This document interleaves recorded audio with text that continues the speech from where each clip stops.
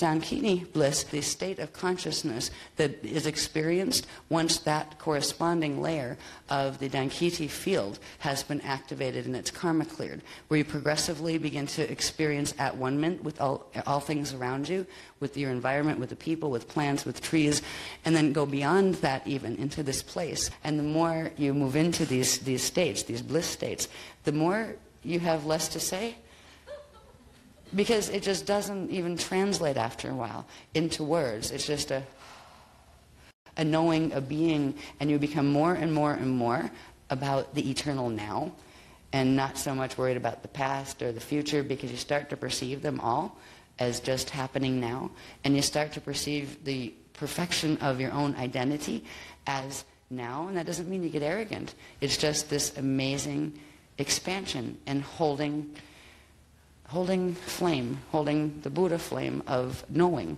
and it's the crisp Buddha flame. You can call it whatever you want. It's another one of those things. When they use words to describe these states, they're the closest we can get in English that can even touch the cognition, because most of these states are beyond linear translation into labels. After a while, the labels don't matter. The labels are like stairs that will get you to a doorway, but they aren't the doorway, and they can't push you through. They can get you to where you can launch into the experiential realities yourselves.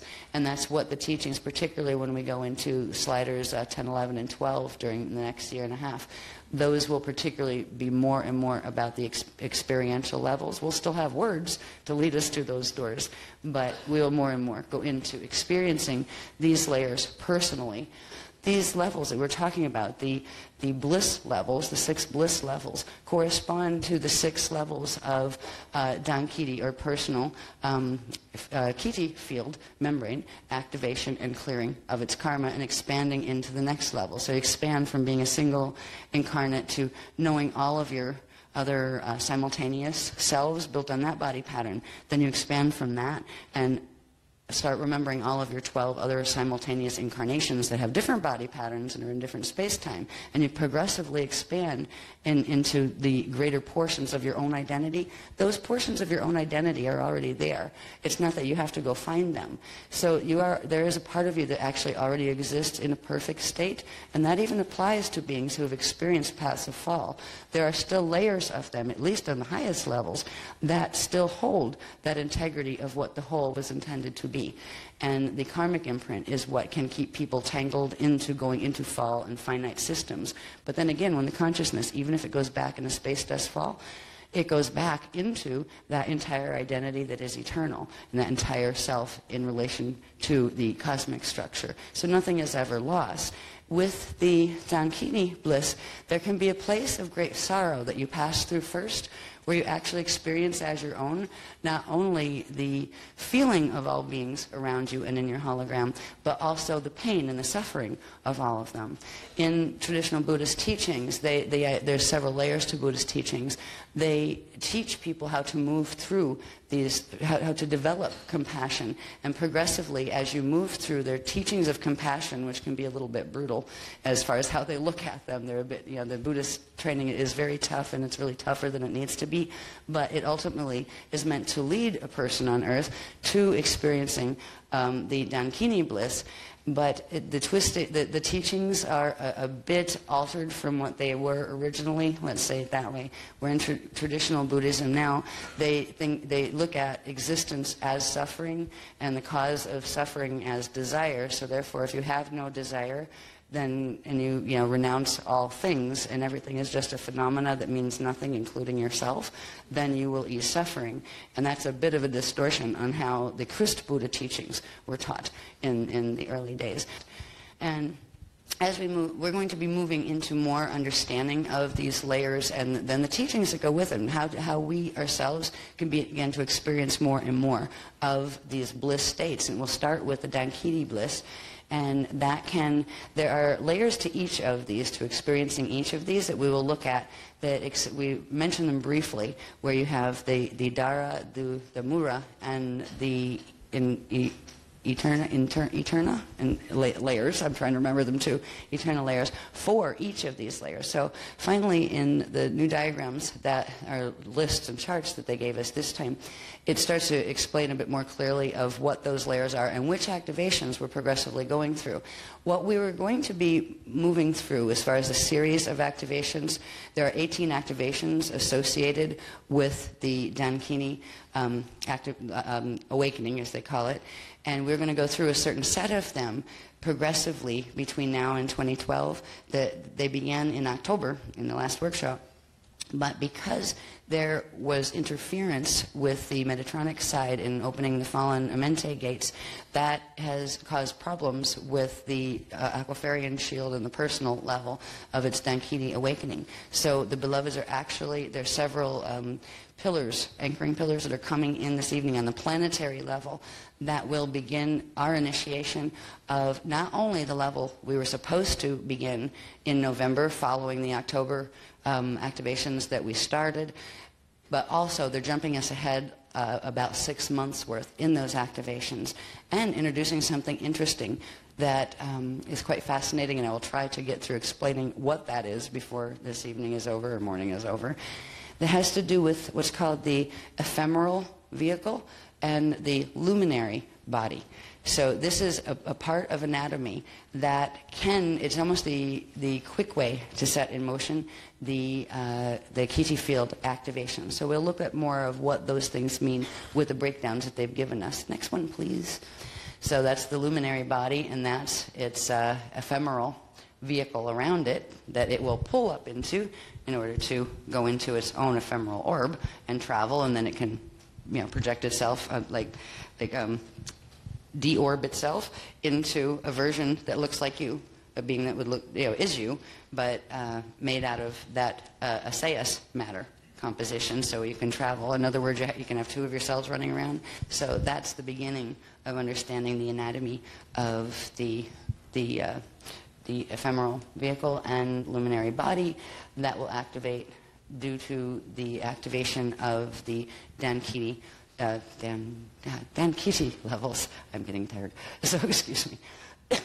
So hopefully that helps to conceptualize where the activation is, because they just introduced all this Kiti stuff in the last workshop on the cruise, and we should have been further along in the personal Dankiti activations, and that did not start in October, because of the fallen Amente gates being opened.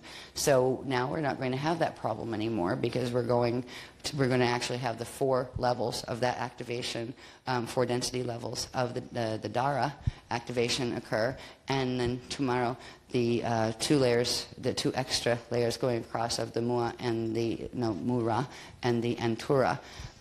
activations. So this is again a huge personal activation workshop, but these are also activating in the planetary Terakiti bodies as well.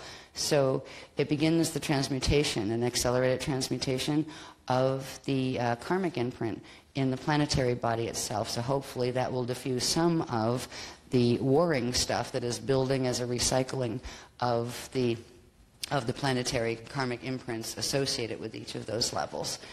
Next one, please. We have monastic Buddhism, referred to as Hinayana, the lesser vehicle dharmas, and Mahayana, the greater vehicle dharmas. Dharmas are teachings, right, like groups of teachings.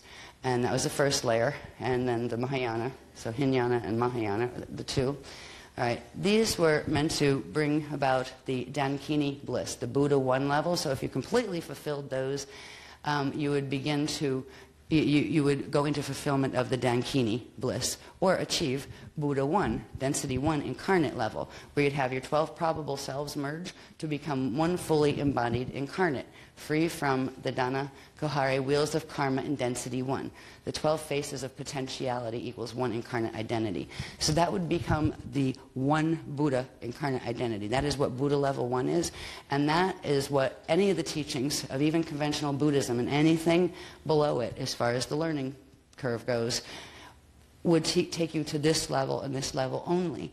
That's just the beginning of the Kiti, the Dan Kiti awakenings that go all the way up to 6 levels. So once you become Buddha, there's a lot of other things to grow into becoming, different levels of Buddha. And those teachings are not on the outside or in the external world at this time, other than the introduction that the beloveds are bringing in now and trying to show where they fit with some of the other teachings that are on planet right now. So we have, let's see, after you get through and go into the Dankini bliss state, where you have your 4 potentialities or your 4 probable selves merge and into one full incarnate identity, one Buddha identity.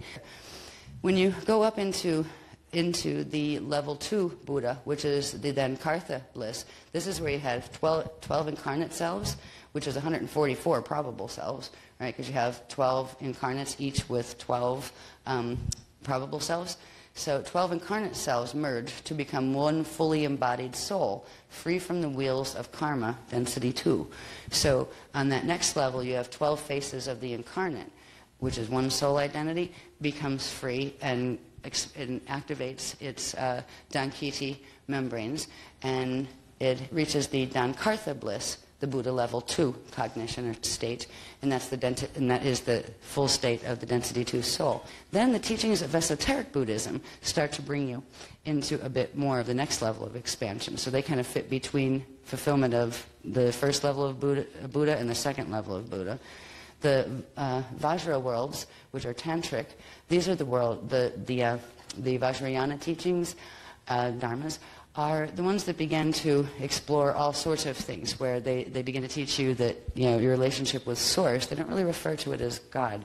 The relationship with Source is within yourself, and that, the lower ones actually teach you to get rid of the concept of self, that you are nothing, which is also twisted from what it was originally intended. It was meant to expand your ego, not annihilate it.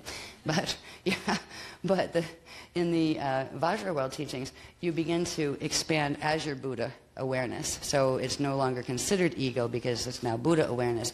This is where you get into, there's some magical teachings, and some of them are even found under the label of Hinduism, where they get into tantric type explorations. Tantra isn't always just about sex. People in America usually have heard it in relation to sex practices from the East. And some of them were about how to use energy in relationship with, you know, making love with each other. But it's also about using energy in general and how you interrelate with energy. So it's like making love, but with all things when you reach that state. So there's a lot of beauty in some of the tantric teachings, but they are not an end unto themselves either. The next level up, and this is where undisclosed Christ Buddha doctrines would come in, some of which these teachings that we are now being given would be the introductory teachings of. The book of Kalium Satare that they've talked about over the last couple of years that eventually they will begin bringing pieces of in are part of those teachings that were referred to as the undisclosed Christ Buddha doctrines. So they're not just Christian, they're not just any of the others, and they're not just Buddhas. They're Christ Buddha, which means the bud of the Christ, which is the eternal Christ. So they are the full spectrum teachings. That would be the next level of evolution. If you can look at these as evolution of spiritual understanding, and also evolutions of frequencies being turned on within our own spirit body and within our own physical body, it can help understand where all of the religions of the world have a little piece of bringing some of that online with ourselves, some of our own self online with ourselves. So the next one would be the Danreja bliss, which is the Buddha 3 state. And that's the density 3 oversoul, where you have 12 souls, 144 incarnates, 1,728 probable selves, merged to become one fully embodied oversoul, free from the wheels of karma on density 3. 12 faces of the soul equal one oversoul identity. The next level would be the Kumi bliss, Buddha level 4, density 4 avatar. 12 oversouls, 144 souls, 1,728 incarnates, 20,736 probable selves merge to become one avatar embodied, free from the wheels of density 4 karma. 4 faces of the oversoul equals one avatar identity. The next one is the Dan Rishi bliss, the Buddha 5 state. It's the density 5 Rishi Mashaya. Now, we've talked about messiahs versus messiahs. The word messiah originally was, they were attempting to refer to the messiahs, but messiahs became the outside distorted teachings. What they were talking about was the messiah levels of our own identities, and also the messiah councils that exist within the cosmic structure and the universal structure. The Messiahana councils of Aquarion are the ones that oversee our teachings. They are one of the head groups of the teachings that are being brought here under the Azurite name and the Freedom Teachings name. And above them are the Cosmea councils, which are the largest ones in our particular Cosmea, which is a structure that we've talked about before in relation to cosmic structure. So here is where we're Rishi Messiah. So this is where the Dan Rishi bliss is the first level of bliss of a Messiah, where you just start to become a Rishi Messiah. 12 avatars. That's 12 avatar identities, which means 144 oversouls, 1,728 souls, 20,736 incarnates. So that's 20,736 of your simultaneous incarnates. Well, minus one, because you'd be one, right? Coming online with your awareness, right? Yeah. Right? And at this point, your gene code is probably not going to handle anywhere near that. So you learn to carry your gene code and yourself here consciously, not annihilate your ego. Your ego is the part, positive ego is just the part that looks out on your 3D time vector and moves forward in time and grows as one identity. But that one identity can also expand itself to the greater field of cognition around it that includes all of those levels. So even if it's not fully online with the DNA, it's almost as if you open the DNA into those larger fields and you perceive from the two spaces simultaneously. But you'll find yourself with a lot of cognition. And this is where actually you start to realize something. Some of this is starting where your DNA just can't keep up with the bigness of your eternal identity, where you start to just have this direct cognition, especially if you go to sleep and you're just starting to wake up. And you have this huge awareness where, like, whatever problem you were thinking about or whatever before when you went to sleep, you just get this amazing awareness. Or maybe there wasn't even a problem. You just had this amazing experience when you were disassociating your consciousness from the body. You're just in that spot when you're coming back in, and you still feel it. And as you come back awake, it goes, and it gets squashed. And you just cannot put your finger on it or cannot articulate a linear thought to explain that. Wow, that you knew you just experienced, right? That's when the DNA is just too small to carry the frequency spectra of the aha direct cognition you had. When we get to the next level, the final level, the Dani Luma bliss, that's the Buddha 6th level, and that's actually the Adashi 1 Dani. That's where you are literally, is your level of cognition within the Adashi return 1 cycle. When we talked about the 3 Adashi return cycles. So that is your fully ascended self. It's 12 Rishi Messiah, which is 144 avatars, 1,728 oversouls, 20,736 souls, and 248,832 incarnates, and 2,985,984 probable selves merge to become one fully embodied Dani Adashi adept. So, becoming an Adashi adept is a bit of a process. It's not like, poof, you're an adept. There you go. No. Right? And I think that's that's Adashi 1 level. There's 3 Adashi levels of adepthood. Yeah, that's when you work on like becoming a solar system, and then becoming a galaxy, and becoming a universe if you decide to come back in once you ascend fully as an individual. All right, so the bliss state occurs when the existing conscious identity level transmutes its Dana Kohare karmic template and activates the corresponding density level of the personal Kiti membrane, the Dan Kiti. When you see the word Dan in front of Kiti, it always refers to the personal level. Later we'll see if you see the word Tara in front of it, it refers to the planetary solar level of the same thing. All right, so the personal Kiti membrane, allowing for freedom from the corresponding density time cycle via merger of the corresponding 12 probabilities into the central bud Buddha state, actuality dominion. Embodying a bliss state is characterized by release of the corresponding level of ego, personality, finite identity, as it expands You release it into expansion, not release it into annihilation or extinction, which is what the word nirvana tends to translate into. So it's not about wiping out the ego. You transmute the negative aspects of ego so the ego can go into its natural expansion, into the state of at-one-ment or attunement with all that is within that density level. The I am this, I am state, right, constitutes release of polarity, separation, and return to unity for that level. This can feel like a mini-death of the small, finite self, personality, ego, and rebirth of the eternal God self.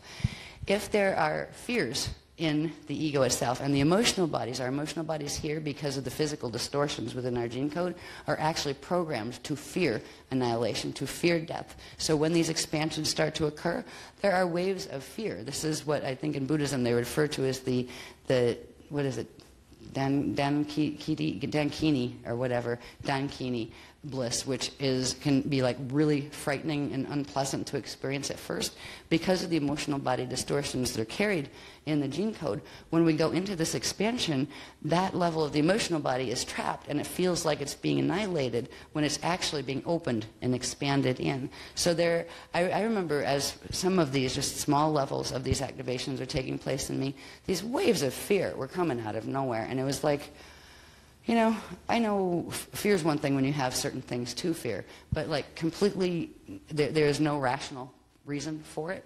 These little like mini death fears, as if some part of you feels like it's dying, and then it transmutes and it goes into a, oh yeah, there is life after death feel. So those levels of ourselves, when we move through into each of the bliss states and may experience some of those waves of fear, or, you know, like fear of death, feeling like the ego is being annihilated, the little identity.